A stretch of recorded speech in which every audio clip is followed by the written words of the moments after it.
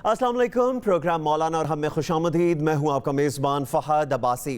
गुज़िश्ता दिनों रहीम यार खान के नवाही इलाके में एक अफसोसनाक वाक़या पेश आया, जहां कुछ शर पसंदों ने दिन दहाड़े मंदिर में तोड़ फोड़ की।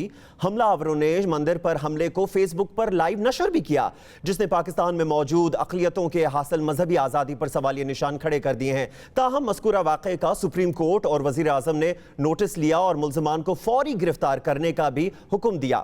मौलाना साहब, कुछ शरपसंद अनासर इस्लाम और पूरे मुल्क की बदनामी का बायस बनते हैं। ऐसे लोगों के बारे में क्या कहेंगे? बिस्मिल्लाहिर्रहमानिर्रहीम।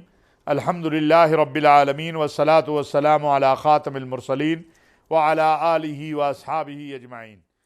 देखिए, गुजारिश ये है कि जो कुछ ये रहीम यार ख़ान सादकाबाद के इलाके में हुआ है, ये बड़ा ही काबिल मुज़म्मत और काबिल अफसोस है। इस्लाम और आईन पाकिस्तान तमाम अक़लियतों के हकूक़ का मुहाफ़िज़ है। अब अगर इस वाक़या में हम देखते हैं तो हमें कोताही नज़र आती है। सबसे पहली बात तो ये है कि एक छोटे बच्चे ने अगर लाइब्रेरी में पेशाब कर दिया या उसका पेशाब वहाँ निकल गया, दोनों सूरतें हैं जो सामने आ रही हैं, उस पर FIR ही नहीं देनी चाहिए थी।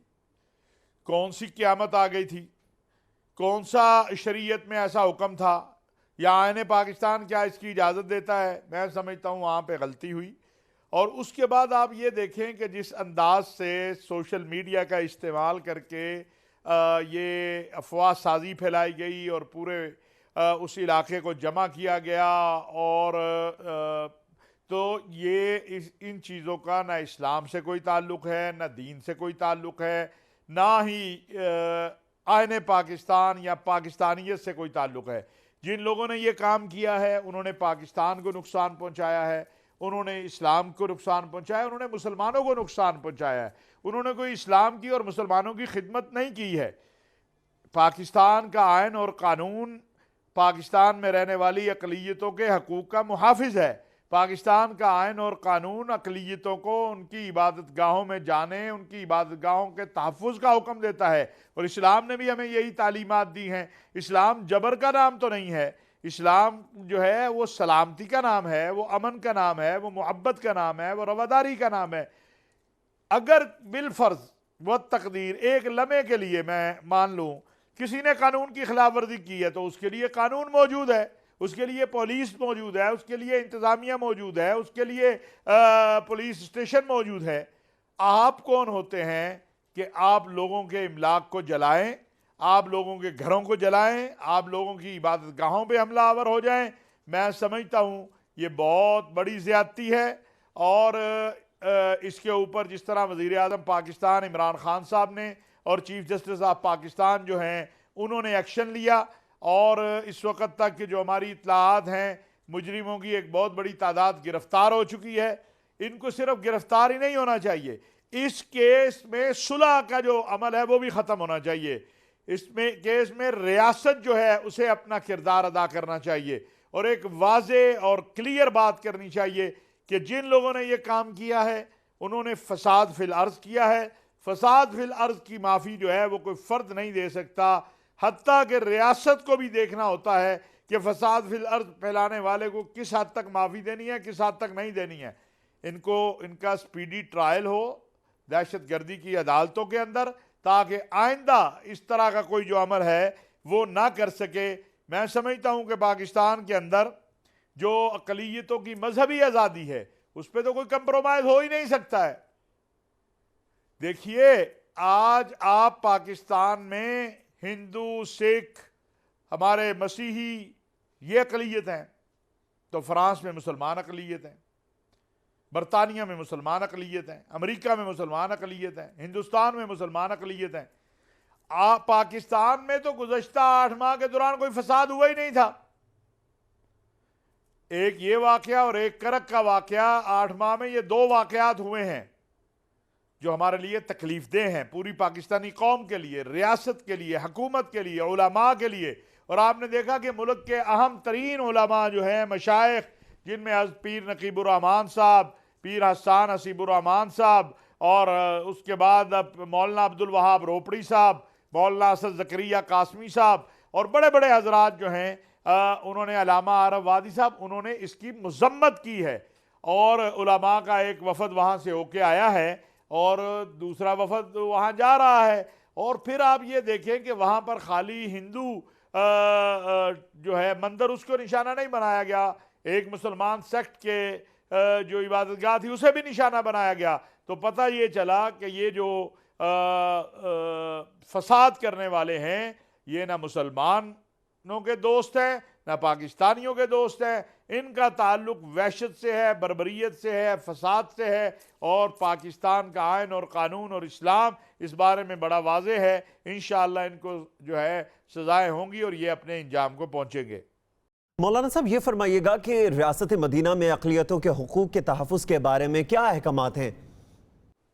देखिए, मदीना मुनव्वरा की रियासत में अक़लियतों के क्या हकूक़ हैं, मैं आपके सामने खुतबा हुज्जतुल विदा के मौके पर रसूलुल्लाह सल्लल्लाहु अलैहि वसल्लम ने जो फरमाया वो मैं आपके सामने पढ़ देता हूँ, बयान कर देता हूँ, ताकि सारे सुनने वाले, देखने वाले जान ले कि हमारे आका अलैहिस्सलातु वस्सलाम ने क्या कहा। रसूलुल्लाह सल्लल्लाहु अलैहि वसल्लम ने बुखारी शरीफ की हदीस है, खुतबा हुज्जतुल विदा के मौके पर फरमाया, पूरी नस्ल इंसानियत को इज़्ज़त, जान और माल का तहफ़्फ़ुज़, इसके बारे में आपका इरशाद है, बेशक तुम्हारा खून, तुम्हारा माल, तुम्हारी इज़्ज़तें तुम पर उसी तरह हराम है जैसे तुम्हारे इस दिन की हुर्मत तुम्हारे इस महीने में और तुम्हारे इस शहर में मुकर्रर की गई है, यहाँ तक कि तुम अपने रब से मिलोगे। लिहाजा किसी को नाहक कत्ल करना, किसी का माल लूटना, किसी की इज्जत पे हमला करना, उसकी तजलील करना, ये हराम है। गैर मुस्लिम शहरी के कत्ल पर जन्नत हराम है, गैर मुस्लिम शहरी के कत्ल पर जन्नत हराम है। हज़रत अबू बकर सिद्दीक रज़ी अल्लाह तआला अन्हु बयान करते हैं कि रसूलुल्लाह सल्लल्लाहु अलैहि वसल्लम ने इरशाद फरमाया कि जो मुसलमान किसी गैर मुस्लिम शहरी मुआहिद को, यानी जिस तरह आज हमारे मुल्क में एक मुआहिदा है आईने पाकिस्तान, जब हम पासपोर्ट लेते हैं वो मुसलमान हो या गैर मुस्लिम, जब वो पाकिस्तान का पासपोर्ट और शनाख्ती कार्ड लेता है तो रियासत से एक मुआहिदा करता है कि मैं इस रियासत के आइन को, कानून को तस्लीम करूँगा, मैं इस रियासत के कवानीन के सामने सरे तस्लीम खम करता हूँ। तो यहाँ मेरे और आपके आका अलैहिस्सलातु वस्सलाम फरमा रहे हैं कि जो मुसलमान किसी गैर मुस्लिम मुआहिद को नाहक कत्ल करेगा, अल्लाह ताला उस पर जन्नत हराम फरमा देंगे। गैर मुस्लिम की बात हो रही है। इस जो मुआहिद का लफ्ज़ है, इससे मुराद ऐसे गैर मुस्लिम शहरी हैं जो मुआहिदे के तहत इस्लामी रियासत के अंदर रह रहे हों या वो मुसलमानों के साथ, जहाँ मुसलमानों की अक्सरियत है, वहाँ पे रह रहे हों। अब आप मुझे बताइए, एक तरफ तो आका अलैहिस्सलातु वस्सलाम के ये अहकामात हैं और बड़े वाज़ेह अहकामात हैं, और इसी तरह एक और रिवायत है हज़रत अब्दुल्लाह बिन उमर से कि हज़ूर सल्लल्लाहु अलैहि वसल्लम ने फरमाया, जिसने किसी गैर मुस्लिम शहरी को कत्ल किया तो वो जन्नत की खुशबू भी नहीं पाएगा, हालांकि जन्नत की खुशबू 40 बरस की मुसाफत तक महसूस होगी। फैज़ुल बारी में इस हदीस की तशरीह भी है। मैं ये इसलिए पढ़ रहा हूँ और बता रहा हूँ कि हम जान तो लें कि अक़लियतों के हवाले से, गैर मुस्लिमों के हवाले से इस्लाम तालीमात क्या देता है। जिसने किसी गैर मुस्लिम को कत्ल किया वो जन्नत की खुशबू भी नहीं सूंघेगा। इससे मुराद क्या है? इससे मुराद उस कत्ल की संगीनी है। हज़रत अब्दुल्लाह बिन मसऊद रज़ी अल्लाह तआला अन्हु फरमाते हैं, मैं हुज़ूर सल्लल्लाहु अलैहि वसल्लम के पास बैठा था जब एक शख्स और एक आदमी, यानी मुसैलमा कज़्ज़ाब की तरफ से एक शख्स और एक सफारतकार बनकर आए, तो उन्हें हजूर सल्लल्लाहु अलैहि वसल्लम ने फरमाया कि क्या तुम इस बात की गवाही देते हो कि मैं अल्लाह का रसूल हूँ। उसने अपने कुफ्र और इर्तिदाद के ऊपर खड़े होते कहा कि हम गवाही देते हैं कि मुसैलमा कज़्ज़ाब माज़ अल्लाह अल्लाह का रसूल है। हजूर सल्लल्लाहु अलैहि वसल्लम ने कमाल तहम्मुल और बर्दाश्त का जो है मुजाहरा किया। आप जैसा हलीम, आप जैसा शफकत करने वाला, आप तो हैं ही रहमतुल लिल आलमीन। और फिर ये नहीं किया कि सहाबा से कहा कि इसे कत्ल कर दो, मुर्तद इर्तिदाद कर रहा है। फरमाया मैं सफारतकारों को कत्ल करने वाला नहीं हूं। आज बदकिस्मती यह है कि हम इस्लाम का नाम लेते हैं लेकिन इस्लामी तालीमात से आगाह ही नहीं है। इस्लाम न किसी को जबरन मुसलमान बनाने का कायल है, इस्लाम न किसी को जबरन जो है इस्लाम में दाखिल करने का कायल है, इस्लाम न जबरन किसी की इबादत गाह पे हमला करने की इजाज़त देता है। और इस्लाम तो कहता है कि किसी गैर मुस्लिम झूठे खुदा को भी गाली ना दो। वला तसुब्बुल्लज़ीना यदऊन मिन दूनिल्लाह फयसुब्बुल्लाह अदवन बिगैर इल्म। तुम किसी के झूठे खुदा को भी गाली ना दो क्योंकि वो बदले में तुम्हारे सच्चे खुदा को बुरा कहेगा। ला इकराह फिद्दीन, ये जो कुछ हुआ है सादकाबाद के नवाई इलाके में वो काबिल मुज़म्मत है। उलमाए इस्लाम उसकी मजम्मत करते हैं, पाकिस्तानी कौम उसकी मजम्मत करती है, हमारी अदलिया, हमारे वज़ीर आज़म सब उसकी मजम्मत कर रहे हैं। और इंशाअल्लाह ये जो मुजरिमीन हैं ये कैफरे किरदार को पहुँचेंगे। मौलाना साहब, मजहब एक हसास मामला है और ज़रा सी लापरवाही या बयान मजहबी इंतशार का बायस बनता है। ऐसे हसास इशूज़ पर हुकूमत को क्या करना चाहिए और ख़ास तौर पर सोशल मीडिया पर इस तरह के मवाद को कैसे कंट्रोल किया जा सकता है? देखिए, ये इसमें कोई शक नहीं, वाकई मजहब एक बहुत हसास मामला है, यह आसान काम नहीं है, बहुत और एहतियात की ज़रूरत है, एक अवेयरनेस कैंपेन की ज़रूरत है। हम गली गली, मोहल्ला मोहल्ला, नगर नगर अपने नौजवानों को, बूढ़ों को, सबको समझाएं कि देखो अपने मुकद्दसात का एहतराम करो। देखिए फड्डा कहाँ होता है, सारी जिंदगी इसी में गुजर गई है। आज मैं आपको निचोड़ बता देता हूं कि मामला खराब कहाँ होता है। जब मैं किसी के मुकद्दस हस्ती को या मुकद्दस किताब को गाली देता हूं, बुरा भला कहता हूं, मैं अपने काबरीन का जिक्र करूं, मैं अपने मुकद्दसात का जिक्र करूं, कभी झगड़ा नहीं होगा। लेकिन जब मैं हदूद पार करता हूं, जिसे रेड लाइन कहते हैं, फिर झगड़ा होता है। उसको रोकने के लिए जरूरी यह है कि तमाम मज़ाहिब के लोग अपने अपने मज़हब की पैरोकारी करें, दूसरे के मज़ाहिब में मुदाखलत ना करें। जैसे कहा जाता है अपना मसलक छोड़ो नहीं, दूसरे के मसलक को छेड़ो नहीं। प्रॉब्लम ही वहां आता है जब दूसरों के मसालिक को छेड़ा जाता है, फिर मसला पैदा होता है। जहां तक सोशल मीडिया की बात है, इसमें कोई शक नहीं है कि सोशल मीडिया इस वक्त जहां उससे बहुत फ़ायदे लिए जाते हैं वहां बहुत ख़तरनाक हथियार बन चुका है। हर शख्स जो है, जो उसका दिल चाहता है वो लिख देता है, जो दिल चाहता है फैला देता है। अभी मुहर्रम आ रहा है, इंशाअल्लाह हम प्रोग्राम में आगे बात करेंगे, लेकिन उससे पहले मैं अर्ज करना चाहता हूं, अभी मुहर्रम आ रहा है, पुरानी हम देख रहे हैं कई कई साल पुराना मवाद फेंका जा रहा है, हमारा दुश्मन इसको इस्तेमाल करता है पाकिस्तान में मजहबी मुनाफरत फैलाने के लिए। देखिए, जो पाकिस्तान के दुश्मन हैं उनके दो हदफ हैं, एक पाकिस्तानी कौम और पाकिस्तान की फौज को आपस में लड़ाया जाए, और दूसरा पाकिस्तान के अंदर मजहबी फसाद करवाया जाए, शिया सुन्नी फसाद करवाया जाए, बरेलवी देवबंदी फसाद करवाया जाए। हमें इन सब से अपने आप को बचाना है, हमें इन सब से अपने आप को बचाना है। सबसे ज़्यादा ज़रूरी ये बात है कि हम इस तरफ तवज्जो करें।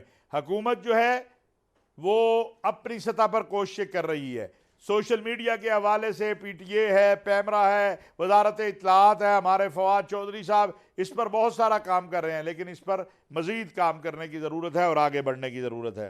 मौलाना साहब, ये फरमाइएगा कि हुकूमत अक़लियतों के हुकूक के तहफ़्फ़ुज़ और उनकी इबादत गाहों की हिफाजत के लिए क्या काम कर रही है? देखिए, हुकूमत तो हर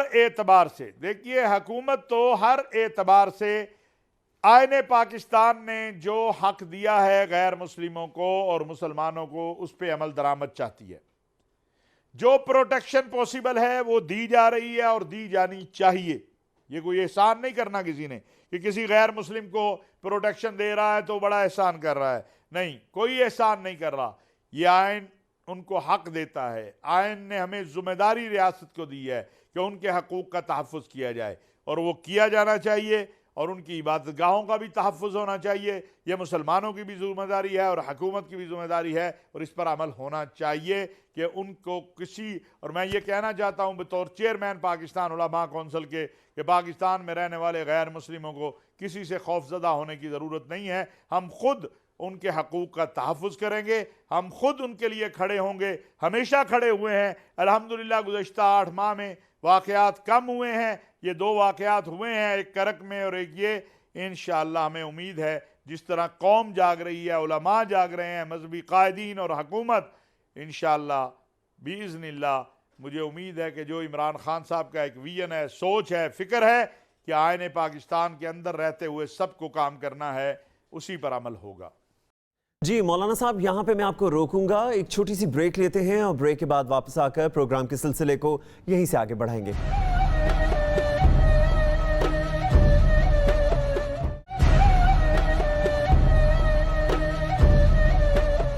ब्रेक के बाद प्रोग्राम में खुशामदीद।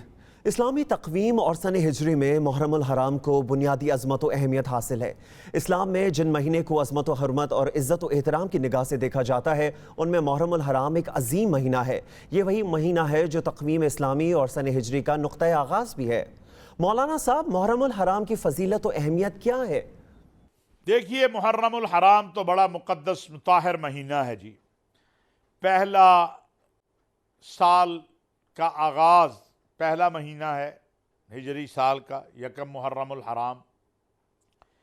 मुहर्रम उल हराम 10 मुहर्रम तो बहुत ही मोहतरम है। अम्बिया अलैहिस्सलातु वस्सलाम हज़रत आदम की अल्लाह तबारक व तआला ने इस दिन में जो ख़ता थी उसको माफ़ किया। और भी बहुत सारे इस दिन के हवाले से वाक़यात हैं। फिर सय्यदना इमाम हुसैन रज़ी अल्लाह तआला अन्हु की शहादत है। यकम मुहर्रम सय्यदना फ़ारूक आज़म की शहादत का दिन है। और मुहर्रम में मैं समझता हूँ कि बहुत ज़रूरी ये है कि हम जहाँ नवासा रसूल सय्यदना इमाम हुसैन रज़ी अल्लाह तआला अन्हु का ज़िक्र करें, जहाँ पर हम असहाब रसूल व अहले बैत का ज़िक्र करें, वहाँ इबादत भी करें। किसी एक बुज़ुर्ग का वाक़या आता है कि वो रोज़ा रसूल सल्लल्लाहु अलैहि वसल्लम पे खड़े थे और कुछ लोग जो हैं उनसे आगे खड़े थे, तो उनके दिल में आया ये तो बड़े ही खुश नसीब है, मेरे से आगे खड़े हैं, मुआज़े शरीफ के सामने खड़े हैं। तो वो कहते हैं कि मुझे आवाज़ आई, बताया गया, दिल में आया, जो भी आप कह लें, कि यहाँ खड़ा होना भी एजाज़ की बात है, लेकिन रसूलुल्लाह सल्लल्लाहु अलैहि वसल्लम के करीब वही होगा जो उनकी सुन्नतों पे अमल करने वाला होगा। एक शख्स चोरी भी करता है, गीबत भी करता है, लोगों का हक भी मारता है, सारे जुल्म भी करता है, और वो कहे कि क़यामत वाले दिन रसूलुल्लाह सल्लल्लाहु अलैहि वसल्लम की कुर्बत मिलेगी, तो ये नहीं हो सकता। असहाब रसूल व अहले बैत से मोहब्बत सिर्फ जुबानी नहीं चाहिए, अमली भी चाहिए। सिद्दीकी किरदार सच बोलने से आएगा, फारूकी किरदार अदल करने से आएगा, उस्मानी किरदार सखावत करने से आएगा, हराम माल से बचने से आएगा, हैदरी किरदार दीन के लिए और अल्लाह के लिए और अल्लाह के रसूल के लिए और अल्लाह के दीन के लिए बहादुरी से खड़ा होने से आएगा, और हुसैनी किरदार तो सर कटाने से आ सकता है, और किसके लिए? अल्लाह के लिए। तो लिहाजा मुहर्रम के ये अय्याम बहुत मोहतरम हैं। हमें इन अय्याम में बहुत सारे काम करने हैं। हमें इन अय्याम में जहाँ पर असहाब रसूल व अहले बैत का ज़िक्र करना है, जहाँ हमें सय्यदना इमाम हुसैन का ज़िक्र करना है, वहाँ ये भी अज़म करना है कि हम हुसैनियत के रास्ते पे चलेंगे, यजीदियत के रास्ते पे नहीं चलेंगे, किसी पे जुल्म नहीं करेंगे, किसी के साथ ज़्यादती नहीं करेंगे, किसी का हक नहीं मारेंगे, झूठ नहीं बोलेंगे, गीबत नहीं करेंगे। क्या कहा था सय्यदना इमाम हुसैन ने? सय्यदना इमाम हुसैन को इक़्तिदार के लिए थोड़ा गए थे। सय्यदना इमाम हसन रज़ी अल्लाह तआला अन्हु ने इक़्तिदार खिलाफत को छोड़कर ये बताया था कि रसूलुल्लाह सल्लल्लाहु अलैहि वसल्लम के घराने को इक़्तिदार की ज़रूरत नहीं है। क्यों गए सय्यदना इमाम हुसैन? इसलिए गए, फरमाया मेरे नाना की अक़दार को तबाह किया जा रहा है, अक़दार के लिए, अपने नाना के दीन के अज़मत के लिए। मौलाना साहब, जैसे कि हम सबको इस बात का इल्म है कि इस महीने से साल का आगाज़ होता है, हमें बतौर मुसलमान इस माह मुबारक की इब्तिदा कैसे करनी चाहिए? देखिए, मैं तो ये समझता हूँ कि किसी भी काम का आगाज़ जो है वो उस काम की निस्बत से होता है। यह हिजरी साल है, यकम मुहर्रम से हमें अल्लाह से मांगना चाहिए, हमें अल्लाह की तरफ रुजू करना चाहिए, खूब दुआएं करनी चाहिए, बजाय इसके कि हम अपनी इधर इर्द गिर्द इधर उधर जो है वो ज़िंदगी गुजारें। यकम मुहर्रम से 10 मुहर्रम तक और यकम मुहर्रम की रात को खूब ज़िक्र अज़कार भी करें, दुआएं भी मांगें कि अल्लाह ताला नए इस्लामी हिजरी साल को उम्मत मुस्लिमा के लिए, पूरी दुनिया के लिए अमन का गहवारा बना दे, इस वबा से हमें निजात दे दे। ये कोरोना जिसने हम सबको आजिज़ कर दिया है, और खूब जो है जैसे मैंने कहा रसूलुल्लाह सल्लल्लाहु अलैहि वसल्लम और उनकी आल पर दरूद पढ़ना चाहिए। यकम मुहर्रम अल हराम को खलीफा अव्वल हज़रत उमर रज़ी अल्लाह तआला अन्हु की शहादत हुई। हज़रत उमर रज़ी अल्लाह तआला अन्हु की ज़िंदगी और उनकी अहद खिलाफत के बारे में मौलाना साहब बताइएगा। देखिए, सैयदना उमर बिन खत्ताब रज़ी अल्लाह तआला अन्हु, सुबहान अल्लाह, अल्लाह के नबी सल्लल्लाहु अलैहि वसल्लम ने दुआ की, क्या अल्लाह या अबू जहल दे दे या उमर बिन खत्ताब दे दे, इन दोनों में से कोई एक दे दे, ताकि इस्लाम को इज्जल इस्लाम है, अल्लाह इस्लाम को इज्जत दे दे। किन से? या अबू जहल के ज़रिए या उमर बिन खत्ताब के ज़रिए। रब ताला ने, ये देखें, अब यहां पर एक जुमला मैं कहना चाहता हूं, ये सारे सहाबा मुरीद हैं रसूलुल्लाह सल्लल्लाहु अलैहि वसल्लम के, और उमर फारूक मुराद है, मांगा गया है और अल्लाह ने अता किया। दो में से एक। जब आए उमर बिन खत्ताब, मुसलमान हो गए, कलमा पढ़ लिया, तो कहा छुप छुप के नमाज क्यों पढ़ते हैं, छुप छुप के इबादत क्यों करते हैं? कहा मुशरिकीन के खौफ से। कहा आओ, अल्लाहु अकबर की सदा पहली बार एलानिया बुलंद करने वाला उमर बिन खत्ताब है। और उसके बाद आपकी खिलाफत का दौर देख लें, आपकी रसूलुल्लाह सल्लल्लाहु अलैहि वसल्लम से मोहब्बत का दौर देख लें, प्यार देख लें, उसकी कोई मिसाल नहीं मिलती। आपकी खिलाफत में जो इस्लाहात की गई, आज बहुत से यूरोपीय और ममालिक में वो इस्लाहात नाफिज हैं, खा वो बच्चे के दूध के हवाले से हो, खा वो छुट्टी के हवाले से हो, ये सारी चीज़ें जेलों के हवाले से हो, ये इस्लाहात सैयदना उमर बिन खत्ताब रज़ी अल्लाह तआला अन्हु के दौर में हुई। उमर की शान ये है कि आज भी दुनिया कहती है कि उमर ने जो कवानीन नाफिज किए, उमर ने जो इस्लाहात की, वो आज भी दुनिया खड़े होकर सलाम पेश करती है और कहती है कि उस जैसी इस्लाहात तारीख़ इंसानी में इंसानियत की भलाई के लिए कोई और लेकर नहीं आया। तो इसलिए मैं समझता हूँ कि सैयदना उमर बिन खत्ताब रज़ी अल्लाह तआला अन्हु, उनको खराज अक़ीदत पेश करने के लिए बहुत वक्त चाहिए। मौलाना साहब, इस माह मुबारक की इस्लामी तारीख़ में क्या अहमियत है और कौन सी शहादतें हुई इस महीने में? जी, मुहर्रमुल हराम में जैसा कि हम जिक्र कर रहे हैं, तो मुहर्रमुल हराम में हमें कुछ चीज़ों की तरफ तवज्जो करनी है। मैं अर्ज़ करूं, जैसे हमने सैयदना उमर बिन खत्ताब का जिक्र किया, हमने मुहर्रम के तक़द्दुस का जिक्र किया, अब मैं कहूँगा कि इन अय्याम में एक ज़ाब्ता इखलाक भी हमने, उसका बार बार हम इसलिए जिक्र करते हैं कि इन अय्याम में इस तरफ तवज्जो देनी ज़रूरी है। और वो ज़ाब्ता इखलाक पाकिस्तान उलमा कौंसिल ने, मुत्तहिदा उलमा बोर्ड ने जारी किया है, जो जिस पर पैगाम पाकिस्तान ज़ाब्ता इखलाक कहलाता है, और जिस पर जो है पाकिस्तान के तकरीबन हज़ारों उलमा ने दस्तखत किए हैं। देखिए, बात यह है कि यकम मुहर्रम सैयदना फ़ारूक आज़म रज़ी अल्लाह तआला अन्हु की शहादत का दिन है, और 10 मुहर्रम सैयदना इमाम हुसैन की शहादत का दिन है। अहले सुन्नत, अहले तशीह सब जो हैं, हत्ता कि मैं ये कहता हूँ मुस्लिम और गैर मुस्लिम इमाम हुसैन को मानते हैं। हमें ऐसे अंदाज में इन अय्याम को मनाना चाहिए कि जिससे दुनिया को ये तासुर मिले कि हम इनके मानने वाले हैं, ना कि इनकी तालीमात के खिलाफ हैं। अगर हम इनके मानने वाले हैं तो हम दुनिया को अमन दें, आपस में रवादारी से रहें, मोहब्बत से रहें, प्यार से रहें। और अगर हम इनके नहीं मानने वाले तो फिर फसाद करें।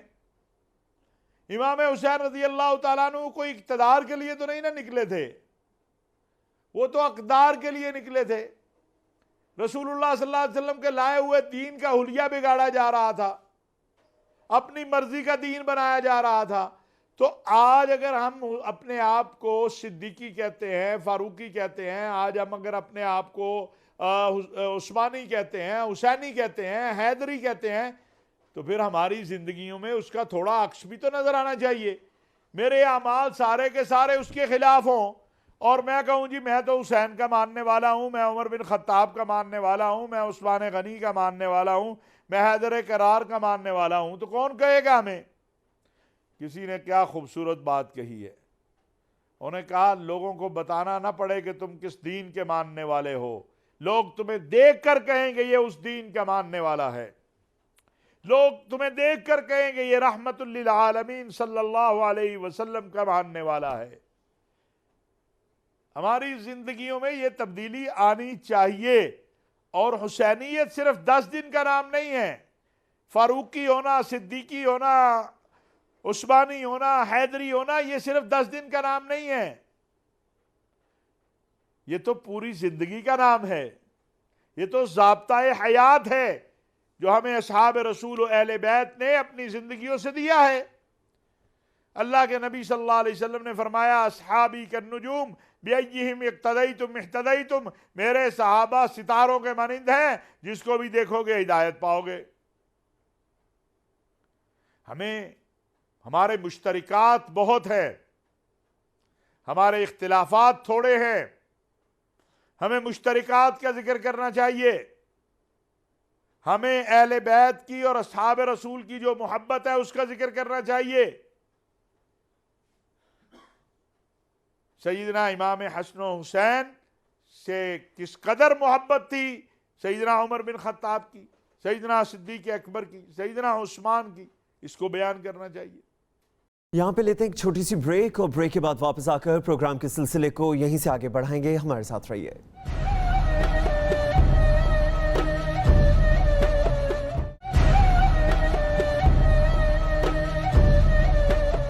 ब्रेक के बाद प्रोग्राम में खुशामदीद। वालिदैन और औलाद के दरमियान रवैये, तरजीहात और ख्यालात पर इख्तलाफात गलत फहमियों का बायस बनते हैं। वहीं इससे कई घराने टूट फूट का शिकार होते हैं। मोबाइल फ़ोन्स, इंटरनेट और सोशल मीडिया ने हमारी फैमिलीज़ के दरमियान एक ऐसी दीवार खड़ी कर दी है जो सहूलत के बजाय मसाइल का मौजब बन गई है, जिन्होंने कई माशरती बुराइयों को जन्म दिया है। अगर हम अपने इर्द गिर्द नज़र दौड़ाएं तो हमें तकरीबन हर घर में यही सब होता नजर आएगा, जिसके बायस घर के बुजुर्ग नई नस्ल को बागी और नई नस्ल अपने बुजुर्गों से नाला रहती है। इसी वजह से घर जो कि जन्नत का नमूना होता है, नफ्सियाती मसाइल की आमाजगा बन जाता है। मौलाना साहब, आप इस जनरेशन गैप को कैसे देखते हैं और हर गुजरते दिन के साथ इसमें इजाफे की बुनियादी वजूहात किन अवामिल को समझते हैं? यह आपका सवाल बड़ा अहम है। इस वक्त हम इसी का शिकार हैं, और वो क्या है? वो है गैप जो पैदा हो रहा है। माँ बाप के पास औलाद के लिए वक्त नहीं है, औलाद के पास माँ बाप के लिए वक्त नहीं है। हम सब इसमें गायब हो चुके हैं, इससे हम बाहर ही नहीं निकल रहे। ना माँ बाप को पता है मेरी औलाद कहां जा रही है, क्या हो रहा है, ना औलाद ये समझती है कि मैं जो कुछ कर रहा हूं इसके असरात क्या होंगे। और यही वजह है जिसकी वजह से मुसलसल खराबी पैदा हो रही है। हमारे मुआशरे और हमारे इर्द गिर्द रोज़ाना ऐसे वाक़यात रूनुमा होते हैं कि वालिदैन को अपने बच्चों की सरगर्मियों का इल्म ही नहीं होता, और जब उन्हें पता चलता है तो पानी सर से गुजर चुका होता है। मौलाना साहब, फिर इसका जिम्मेदार और कसूरवार कौन होगा? कसूर और जिम्मेदार तो दोनों हैं, लेकिन ज्यादा जिम्मेदारी वालिदैन पे आती है। मैं अर्ज करूं, वालिदैन सिर्फ इसलिए अल्लाह ने वालिदैन नहीं बनाए हैं कि वो औलाद पैदा करें और फेंक दें। औलाद की तरबियत ये भी वालिदैन की जिम्मेदारी है। औलाद क्या कर रही है, किस तरफ जा रही है, कहां उठ रही है, कहां बैठ रही है, यह भी वालिदैन को चेक करना चाहिए। लेकिन जैसे मैंने कहा कि एक गैप पैदा होता चला जा रहा है, और उस गैप में फिर औलाद भी जब आपके हाथों से निकल जाती है, जब माँ बाप औलाद से पूछेंगे नहीं कि तुम क्या कर रहे हो, कहां पढ़ रहे हो, कैसी पढ़ाई है, क्या काम कर रहे हो, कैसा काम काज है, तो फिर यही कुछ होगा।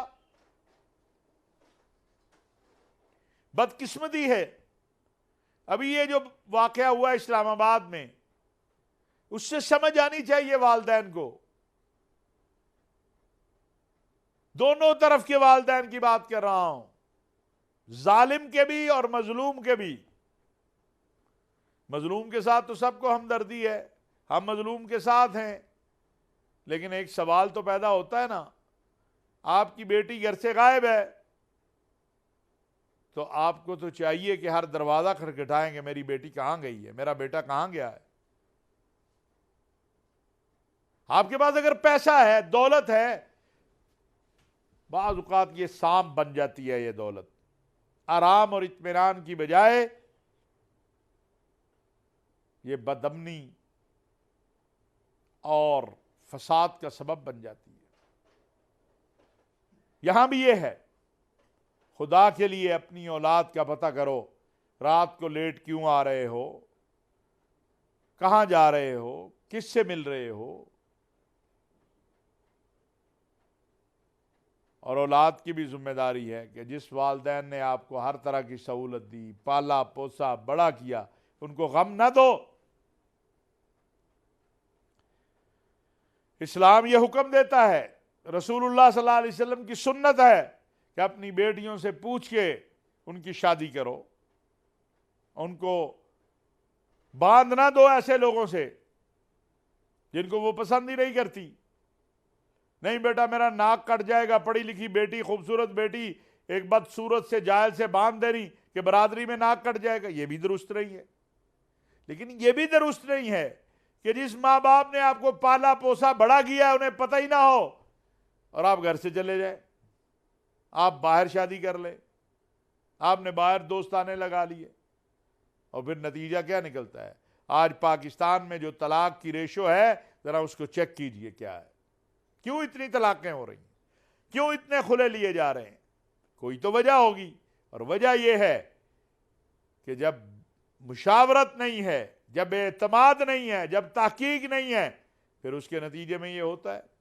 मौजूदा दौर में औलाद और वालिदैन के दरमियान फासले बढ़ गए हैं, कई कई दिनों तक बात तक नहीं होती। मौलाना साहब, इसकी क्या वजह है और हमें बहैसियत औलाद और वालिदैन इस फर्क को कम करने के लिए क्या करना चाहिए? बिल्कुल, वालिदैन और बच्चों के दरमियान जो गैप है, इसके खात्मे का सबसे अहम रास्ता यह है, सबसे अहम रास्ता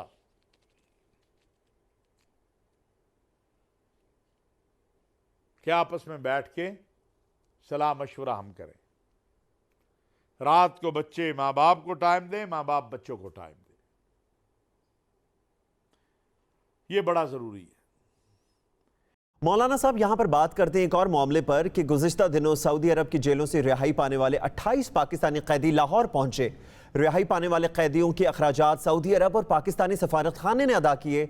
सऊदी हुकूमत के इस अमल को आप कैसे देखते हैं और अब कितने पाकिस्तानी सऊदी अरब में कैद हैं और उनकी रिहाई के लिए हुकूमत क्या इक़दाम उठा रही है?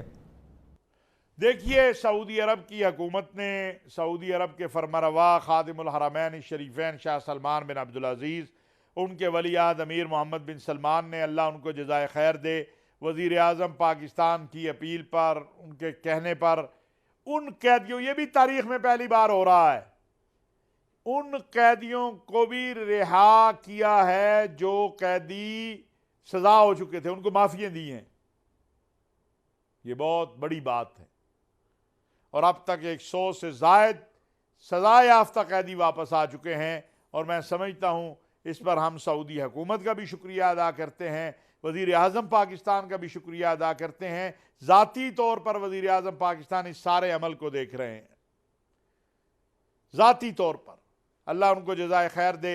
और ये जो अमल है ये बहुत अच्छा है, और जो बाकी बचे हुए हैं उनके लिए भी लगे हुए हैं, ये नहीं है। उनके लिए हमारा सफारत खाना जो है वो भी मेहनत कर रहा है, मेरा दफ्तर भी कर रहा है, वज़ीर आज़म साहब का दफ्तर भी कर रहा है, वजारत ख़ारजा भी कर रही है। हमारी तरजीह ये है कि वो अपने मुल्कों में वापस आएँ। और एक मुआहिदा भी हुआ है सऊदी अरब के साथ। अभी जब गए थे हमारे वज़ीर आज़म सऊदी अरब में जद्दा में, वहाँ जो कैदियों का तबादला है उसका भी है, उसके तहत भी आएंगे, वो अपनी सज़ा यहाँ काटेंगे। तो इंशाअल्लाह इस मामले में पेशरफ्त हो रही है और ये मामला जो है आगे बढ़ रहा है। और आखिर में मौलाना साहब साथ साथ ये भी फरमाइएगा कि तालिबान के अफगानिस्तान में बढ़ते हुए कंट्रोल के बारे में क्या कहेंगे और इस हवाले से पाकिस्तान की हिकमत अमली क्या होगी? ये बड़ा अहम और पेचीदा सवाल है आपका। अफ़गानिस्तान, इस वक्त पूरी दुनिया की तवज्जो अफ़गानिस्तान पर है।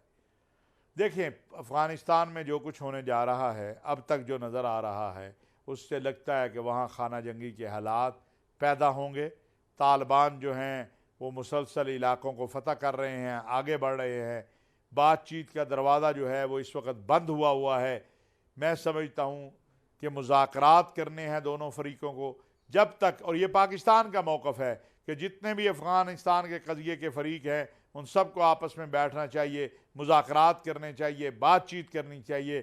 खून 40 साल से बह रहा है, इस खून को बंद होना चाहिए।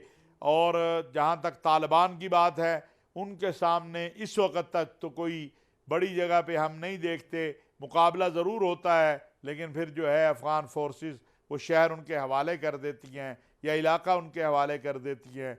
ये सूरत हाल जो है, और अब दुनिया बोलना शुरू हो गई है कि ताकत के बलबूते पर जो है वो कबूल नहीं किया जाएगा। अगर ऐसी सूरत हाल होती है तो फिर ये बहुत ही अफसोसनाक होगी। सबसे ज़्यादा इसका असर पाकिस्तान पे पड़ेगा, क्योंकि लाखों मुहाजिरीन इस वक्त जो है, इस वक्त भी वो चले हुए हैं, बॉर्डरों की तरफ आ रहे हैं। इस पे दुनिया को सोचना चाहिए, इसको तमाशा नहीं बनाना चाहिए। अगर इस खित्ते में बदअमनी आएगी तो पूरी दुनिया में बदअमनी आएगी। लिहाजा जो हिंदुस्तान अपना मकरूह खेल अफ़गानिस्तान में खेलना चाहता है, उस पर भी दुनिया को तवज्जो देनी चाहिए। और जब हिंदुस्तान की बात आई तो मैं ज़िक्र करता चलूँ, जो कश्मीर है, जो वहाँ अक़लियतों के साथ हो रहा है, दुनिया को उस तरफ भी तवज्जो देनी चाहिए। और अभी इस्लामी ताउन तंजीम OIC का डेलीगेशन आया था, इंसानी हकूक़ कमीशन का, वो दौरा करके गया है और वो देख के गया है कि क्या कुछ हो रहा है और क्या कुछ हिंदुस्तान कर रहा है। ये में सारी चीज़ें हैं। इंशाअल्लाह फिर अगले प्रोग्राम में इस पर भी, इसकी तफसीलात पर भी बात होगी। और आज तो इतनी ही बात मैं कह सकता हूँ कि अल्लाह करे कि अफ़गानिस्तान में अमन आए, और उसके लिए सब फरीकों को आपस में मिल बैठ के बात करनी चाहिए। जी बहुत बहुत शुक्रिया मौलाना साहब कि आज आप प्रोग्राम में शरीक हुए। नाज़रीन, ये था हमारा आज का प्रोग्राम मौलाना और हम। इसी के साथ ही अपने मेज़बान फ़हाद अब्बासी को अगले हफ्ते तक के लिए इजाज़त दीजिए। अपना ख़ास ख्याल रखिएगा। अल्लाह हाफ़िज़।